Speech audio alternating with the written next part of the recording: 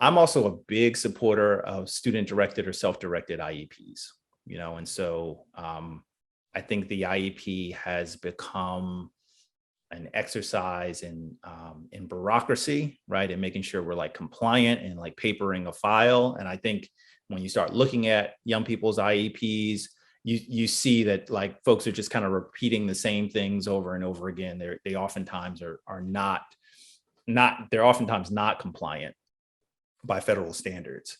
But even more so, they're not actually helpful for a young person, educators, or a family. I've worked with the state of Nevada for like something like 13 years, and the work that we've done in that state has allowed us to build up a network of young adults with a variety of disabilities, but most of them are LD ADHD.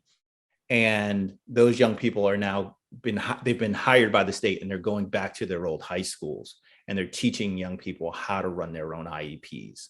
And so we've developed dream boards, and every section of the dream board speaks directly to a section of the IEP.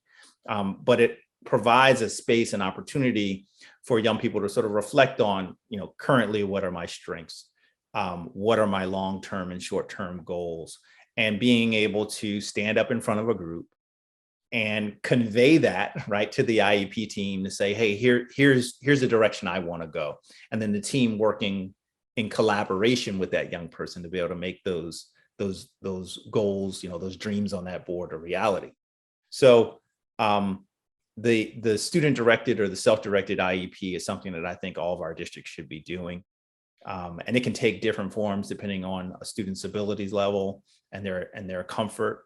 But I think it's something that we should expect. We should expect young people to be able to talk openly and with confidence about who they are and what their needs are. And by doing it in school, we prepare them to be able to do that in the adult world. Right. And in the adult world, there are accommodations, there are supports, there are all kind of agencies that provide support as well. But the major difference between being a child and being an adult is that no one is going to just actively go out there and find you. Right. Like you have to be comfortable in some way, raising your hand, identifying as a person who needs support, and then being able to articulate to someone what that support should look like. And so I think it's something that we should start doing early on. For more information about learning disabilities and ADHD, please visit ldonline.org. This video was made possible by a partnership between the National Education Association and WETA.